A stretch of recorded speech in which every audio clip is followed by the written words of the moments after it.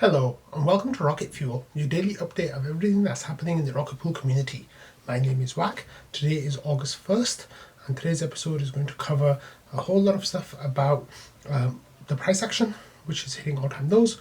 We're going to be talking about a new rewards period. We're going to be talking about new updates to the smart node, and voting, and a whole lot more. So let's get started. 10, 9, ignition sequence start, 6. Okay, so we're going to start here with news of a new update from, this is from Maverick, and this is a community update about everything that's happening in Rocket Pool. And he says, good news everyone, the next community call is tomorrow, but that was actually 2 days ago, so this is a bit of an older update now. And he says that this is Euro friendly time, although it was in the afternoon in Europe, so a whole lot of people in Europe were actually at work, so they couldn't actually listen, which is kind of funny. But it says Langas stayed up late to provide a protocol update, and we're joined by a special guest from Singularity to discuss new DeFi opportunity for our ETH holders. So I wasn't actually able to listen to the community update, so I can't really provide you with an update of what happened. The few minutes that I did listen to, Langas was talking about how he's providing feedback for the tokenomics stuff, and how he will have feedback for the Val and Samus tokenomics as well, kind of in the same way that he did for Evan and Mike from 1KX. So he says, Maverick here says, in the meantime, putting together finishing touches for the bi-weekly update and will be available on Medium. Then there's a link. This is the previous community call was now belatedly available on YouTube. There was an error with the recording, so they had to clean it up a little bit, but there might be still be some issues. And then there's a panel AMA discussion that's tentatively scheduled for yesterday. I had a loaded draft event for that in Discord, but I don't know if that actually happened or not. So I'm so out of the loop with some of these things. I'm really sorry. That's kind of because I'm in vacation mode. So yeah. Anyway, let's have a look at the bi-weekly update from Mav here.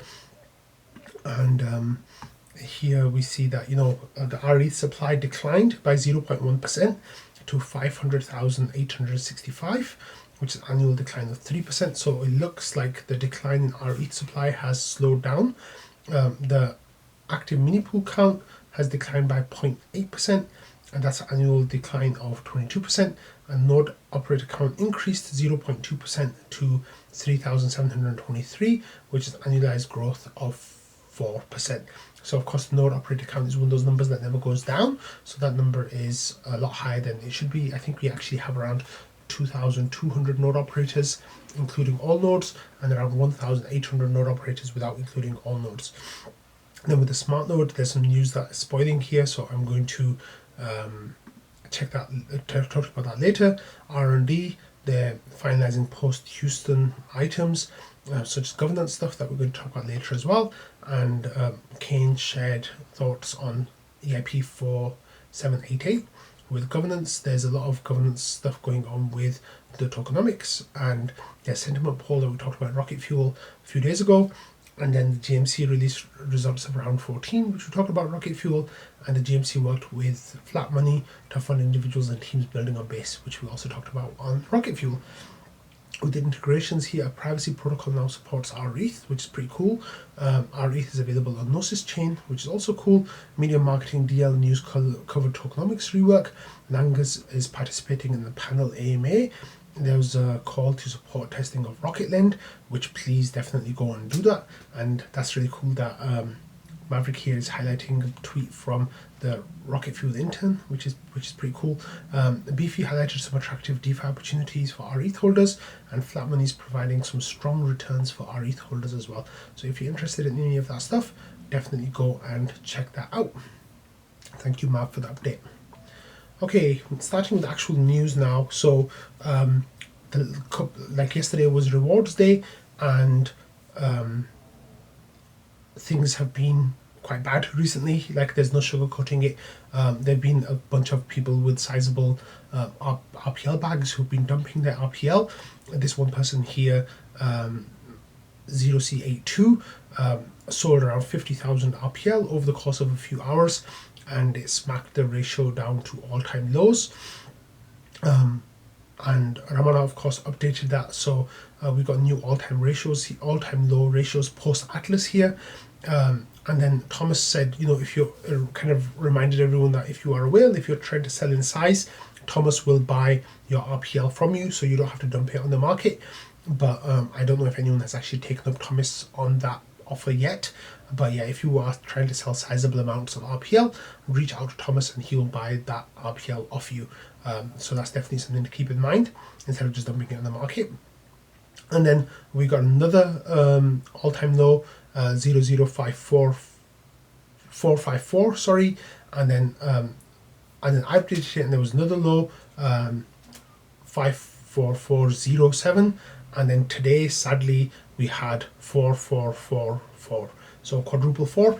So 2 months ago now, just around the time of the Houston upgrade, I was quite strongly of the proposing the idea that we will have hit an all-time low on the ratio with rewards night. So the idea was, in the meantime, the rewards will fluctuate, maybe go up and down a little bit, but on rewards night, the low will be 555. That's 0.00555, and that held for 2 months. However, this month it got hit down quite badly, and even though people topping up on rewards, which we're going to talk about next, actually, that didn't help increase the price that much. So just now, as the time of recording, we got a new low on the ratio, which was 4444, so quadruple four. And Ramana has been updating the RPL bot, to show the all-time low ratio since the Atlas highs, basically post Atlas highs. So it's a horrible time out there in Rocket Pool land. There's a whole lot of negative sentiment spreading around again. That's on ETH Finance or Twitter and a whole bunch of other places. There's some positivity about the tokenomics talk, but the price action just is not helping. And let's actually have a look at the price action right now. So here you can see that the RPL token is at $14.12, which is down 6% since yesterday. If you have a look at the 7-day chart, it's down 10%. If you have a look at the 1 month chart, it's down 31% on the month, which is a big hit down. And then on the 1 year, it's down 53%. So it's not been fun. Against ETH, RPL has been bleeding as well. And like I just said, it's a 0.0444, which of course is a new post Atlas low. And that 100% spike that we had a couple of weeks ago now, I think more than that ago now, that's all gone basically, and we're even lower than we were with that. We're down nearly 50% since that spike. Well, actually more than that, because it peaked at over 0.01. So yeah, we're down more than 50% since then. So it's been a really rough time for Rocket Pool, for the RPL token especially. The protocol's not growing, the protocol's kind of stagnated, we're actually shrinking, albeit it looks like they might have slowed based on Maverick's information that he provided with our ETH numbers. But the fact of the matter is that it's not been a good time for Rocket Pool. And that's not just to say RPL has been getting hit. If you have a look at tokens like LDO from Lido, they are also down, but not quite as bad as RPL. So on the 1 year they're down 15%, on the 30 days down 21%, 14 days down 20%, 7 days up 1%. So yeah, but we're going to be talking about some more token price in a few minutes. So let's get back to the Discord first, because we're going to be talking about rewards night. So like I was saying, the rewards got locked in at 0.00456, which is a good 18% below the previous low 2 months ago of the ratio. So that's definitely not been good. One of the things that we saw coming in from that was there were a whole bunch of people staking their RPL. So here someone staked 2,100. We also had another person here staking 23,300. I think Thomas staked 35,000, something like that, like 160 ETH worth of RPL, which of course is great to see. But the fact is that the sentiment was really low, and the number of people topping up is getting lower and lower every month. I think 75% of Rocket Pool node operators, maybe even close to 80% now, are actually underwater on their collateralization level, so they're not getting any RPL rewards. So if you are getting RPL rewards, you're getting like juicy rewards at the moment, but it's not good times. And if you have a look over here, then we started overnight. We got the actually today, this morning, just 8 hours ago, we had the rewards trees were getting published and the snapshots taken. So Beacon Chain, Anthony Sassano, Coinbase Ventures, Rocket Pool 3, Etherscan, crypto manufacturer FireEyes, Gitcoin, and Bankless, and Rocket Pool 2. Those were the ones that got their snapshots in, and then the rewards tree got published actually quite quickly. So that was quite good. I guess it went through quite easily, so that's fine. So if you have RPL rewards, you can actually go and claim those now. Okay, moving on to some smart node news. Here we have an update from Fornax, and Fornax is saying, hello here node operators, today we're releasing beta version 3 of the smart nodes version 2. So beta 3 of smart node version 2, and this has bug fixes based on feedback from our awesome community beta testers and some new features ported over from version 1. So they fixed things like the mini pool close command, fixed in the client mode logic, fixed on deposit simulation code, which is preventing several deposit actions from working, added EIP 712 library, refactor Rocket Pool command line interface Go to improve code optimization and make flag testing parsing easier, removed unused and duplicated code. Several parts of version 1 were ported to version 2, contribution guidelines, set and unset signaling address commands, and pDAO status menu. And then there's still some known issues about version 2 working with Mac OS X, and Reth doesn't work on ARM64 machines, and with Reth you need archive node to run some of the smart node commands. So then there's some more information here about how you should not be running this on mainnet. This is just for testnet release, so please keep that in mind. You don't want to encounter any bugs that might lead to you getting slashed or anything like that. So thank you for that update, Fornax. Okay, next we got an update from Langers about voting on chain and how the vote initialization is going. So Langers here says, we've been trying to accommodate a requirement where people can vote from the signaling address or the node address. Unfortunately, the requirement causes issues with how the snapshot works, so we'll roll that back, but it does mean to vote on snapshot you have to have a signaling address, which is how we communicated it anyway. It says we'd like to raise one last open test proposal to make sure it works fine. Unfortunately, we can only test out a few cases on mainnet internally. We can raise it, but delegates will have to make sure they have signaling addresses set. So I think we should announce a final test today and then raise the proposal tomorrow or the next day. Then with initialized vote, he says we've seen a small jump in the number of people who have initialized their vote, and we are now up to 39.9%. I think that's above 40% now. And Langer says, I think that's good enough for us to get going. He says for the next vote, he said we'd like to do a final test vote before we do a real vote. It would be good to do a low stakes vote ahead of RPIP 49. I just think there's a little bit of confusion for voters. How are you guys thinking about packaging RPIP 49? Is it going to be a one vote, or are the RPIPs all going to be broken down? So Langers was just like kind of talking about how the voting system looks pretty good right now, and everything's going well. And then we've got some more stakers here who are joining as delegates. So Stakers Union, who I've talked about on Rocket Fuel a number of times, they have set themselves up as delegates as well.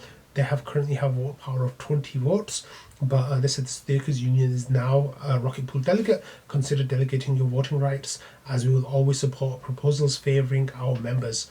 So that's actually pretty cool. I'm really happy with the stuff that the Stakers Union is doing. And then if we actually go back to the Discord, here you can see that there's new features being added to the delegate website. So one of these here that Halulu shared shows I wish to hide my node address to prevent further delegation. So Halulu was asking Val, myself, and Patches to use that feature. And then we got some more word here as well and more features, and this is we're giving you information about delegates and how much power they have, etc. But we could actually look at the delegates website and see what's going on. If we have a look here, Yeah, so looking at the website now, you can actually see those features in place. So for example, here Noshua has 1,084 votes, and there's a little blurb saying that, he has 5.43 of on-chain quorum, he has 18.46 of snapshot quorum, and his node contributes 0.00% of his vote power, which is actually really cool. With Stakers Union, they've got that information, and all the users, their names get randomized every time you refresh the page. But Waldorf here, like this tells you as well, he says this delegate has opted to hide their node address to prevent further delegation. So you can't actually see Val's node address now. It tells you he has 1,628 votes, which is 8% of on-chain quorum and 27% of snapshot quorum. And his node contributes 72 vote power, which is really, really cool. So, there's these new little features actually make the website look really good. Jasper's actually accumulated some nice vote power here. Samus has accumulated some good vote power here as well. I think the distribution is looking a lot healthier now. I have also removed my node address because I don't want any more people voting for me, giving me their vote power. If you've given me your vote power, that's wonderful. Thank you so much for your trust in me. But at this moment in time, I'm asking that other people don't delegate to me. So yeah, I've got a nice amount of vote power. Thank you very much. So yeah, that's really awesome. So yeah, these are some really great little touches. But it looks like we're getting ready to vote soon, which is going to be really, really awesome to see. So I'm really excited about that. Okay, heading over to the forum now, and here we have a new treasury report from Vaka, and Vaka says that this is the treasury report for July 4th to August 1st, and he says if you need an intro on how the pDAO treasury works, click this post. He says this period the pDAO received 6,444 RPL from inflation. Its balance now is 66,531. The IMC and GMC were paid 10,923 and 4,478 RPL respectively. So that's the same as last year. August will be the month with 2 rewards period this year, so the committee's reserves will get a boost because obviously there's 13 rewards period every year. So 1 month every year there's a month that has 2 rewards periods. So by the end of this month we'll get a nice little boost in terms of income for the pDAO and for the IMC and GMC, and also node operators will be getting 2 payments in August instead of just the one, which is nice. Okay, going back to the Discord here and talking about some other staking news now, we actually got this post from Coinbase saying that Coinbase are adding the Stader token SD on the Ethereum network for trading on Coinbase. And of course, the jokes came out. So Mav said, wow, they're listing RPL again. And then that was actually a pretty good one. And then people were just talking about Stader and how they got listed and what that might mean for them. Well, in the short term, what happened is they got a big pump on their price, so they went from around 52 cents all the way up to around 70 plus cents, which was a nice 40% pump. But since then they have retraced that whole pump, and now their price is back down below 51 cents. So it looked like it was one of those opportunities to kind of trade, but sell the pump, but the whole of the pump has been eaten away. Stader's numbers kind of compare similarly to Rocket Pool's, but a little bit healthier because of that pump, I guess. But they are down 10% in the 24 hours, flat on the 7-day. They're down 22% on the 14 days, 20% on the 30 days, and 35% on the 1 year. So it looks like a lot of tokens have taken quite a big hit in this period, and RPL has been hit quite hard, but other tokens are feeling it as well, and a whole bunch of tokens are finding new all-time lows against, post this current cycle lows against ETH and BTC and other big assets. Okay, I covered a Compound story a couple of days ago about a governance attack on Compound, and here Lamb on the Brink, Millie, has an update saying that spicy new development, perhaps this will be a happy ending for everyone. And in this story we have news that the comp token will actually start becoming a value accrual token, so it won't just be a worthless governance token anymore. It will actually be a governance token that will have some value attached to it, which of course means that more people will be interested in the governance of Compound, hopefully. And thankfully, this is not one of those issues that Rocket Pool suffers from right now. But it's definitely a good idea to keep in mind about how things could go, especially if we move to like a delegate kind of system where most of the power, voting power is in the hands of 25, 30 people. And if some of those people like lose interest in Rocket Pool and don't use their votes anymore, then it opens up the avenue for certain kinds of governance attacks potentially to happen. But thankfully, that it seems like that's quite far away from Rocket Pool right now, because our voters are node operators and they have an incredibly engaged set. Okay, in some other news here, we have Mann is suing the SEC, and the way that he announced this news, of course, was through a song. So Jonathan Mann, is famous in the Rocket Pool community for singing the Rocket Pool song, which was on mainnet launch, which was an absolute banger of a tune. And since then, he's written, well, in total, he's been writing songs for 16 years and 211 days, and this one's about suing the SEC. So the SEC has had some kind of unfavorable dealings with NFT collections, and some of those have been settled out of court, and it looks like Jonathan Mann, along with Brian Fry, who's a law professor, are together suing the SEC just to get clarity about NFTs and what you can and can't do with NFTs, and whether selling an NFT is a security or not, and how all that might work. So here's Unchained, they wrote an article about it, and actually Bankless were really quick on getting on top of this as well. Within 24 hours of the news breaking, they had an interview with Jonathan Mann and Brian Fry to cover the lawsuit, what they're doing, what they're trying to get, what they're trying to make happen here. And I think that's really, really cool. We've got some more news here about the Federal Reserve, and there was an announcement this week saying that they are not going to cut the rates this month. There was an outsized chance that they would be cutting during this July meeting, but that didn't happen. So the Federal Reserve says that it does not expect it will be appropriate to lower rates until it has gained greater confidence inflation is moving sustainably towards 2%. However, on the Rocket Pool Discord here, people are starting to share screenshots and information about how there might be more rate cuts coming in September, and it says the Federal Reserve left this benchmark interest rate unchanged, but suggested recent progress in lowering inflation could enable it to cut interest rates soon.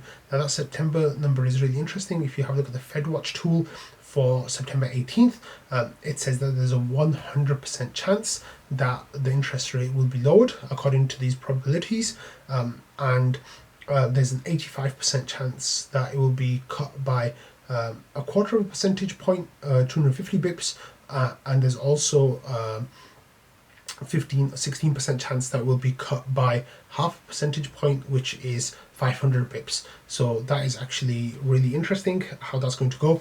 In all honesty, like for Rocket Pool, we really needed that right now, but hey, you that's all we can do, I guess. But like once the Fed starts cutting interest rates, what tends to happen is that the markets head on to a more risk-on environment. Crypto, of course, is a hugely risk-on asset. So with those rates being cut, the idea is that people would start to buy more ETH, more down the list cryptos, and that historically has kind of been the moment where BTC's dominance kind of peaks, or in that period around that, and then the alts can have a good year after that normally. Like always, these are just predictions, they're not guarantees, but hopefully this might be the end of the pain arc for RPL, but at the moment we can't say much more than that. Okay, and we're going to finish today's episode with the raffle for July. So here we got the final information. So Samus had 24 submissions, Sneaky had 19, I had 13, Blue AVM had 10, Shifrin with 9, Meg with 8, Halula with 8, Jasper with 6, and a whole bunch of other people had 1. Total submitters this time were 33. Actually it's like 31, which is pretty decent. So as always, I'm going to copy and paste this information and put it into Harpocrates' tool that he made, which was really great of them. Thank you so much. And when I press go, it's going to give me the names of people. Like as you can see over here, I've pasted the names, and the numbers are still the same. Wait, I'm just going to make it a bit clearer for you to see, just so you can see that everyone's getting the right amount of tickets, and I copied and pasted them correctly. But when I press go, 9 of those are going to, they're 9 prizes basically, and the 10th prize will go to Cheers for making the raffle ticket count. So let's have a look and see what's going on. And actually, before I do this, I still haven't sent out last month's payments. That's because I've been on vacation, and I will get home this weekend and I will send everything out on Monday, hopefully, if everything goes well. So let's have a look at who's won the prizes for this month. Oh, Halulo's formatting is problematic. Let's see what's going on over here. Oh, it's got this, so let's fix that. Okay, and let's see what happens. Formatting for Halulo is wrong again. Oh, that should be okay now. There we go. Patches number 1, Blue AVM number 2, Meg the Nice One number 3, Samus number 4, Sneaky Ninja Guy number 5, Ramana number 6, me number 7, I don't get a prize obviously, Ken number 8, Jasper the Friendly Ghost number 9, and if those get missed, then Regex Buster will be number 10. If any of those don't reply with their address on time, then Regex Buster will be the one who gets that prize instead. So congratulations to all of you all. I'll be reaching out probably over the weekend with asking for addresses, so let me know and I'll probably send out the crypto on Monday. Let's see how much you get. So $100 is the prize, and here the price of RPL is $14.02. Actually just went down compared to when I calculated it a few minutes ago. $14.02. So that is 7.1 RPL per person. 7.1 RPL, that's what you'll all be getting. So congratulations on all of those who have won the prize. This is the last month that you'll be getting your prizes in RPL. From next month onwards, I'll be paying the prizes out in LUSD because that is what the GMC will start paying me for my grants. So you'll all be getting LUSD for that. But on that note, thank you all of the Rocket Fuel community. I hope you all have a lovely day ahead, and I'm hoping that I'll get an episode out tomorrow, but there's a chance that the next time you'll see me will be on Monday. So bye.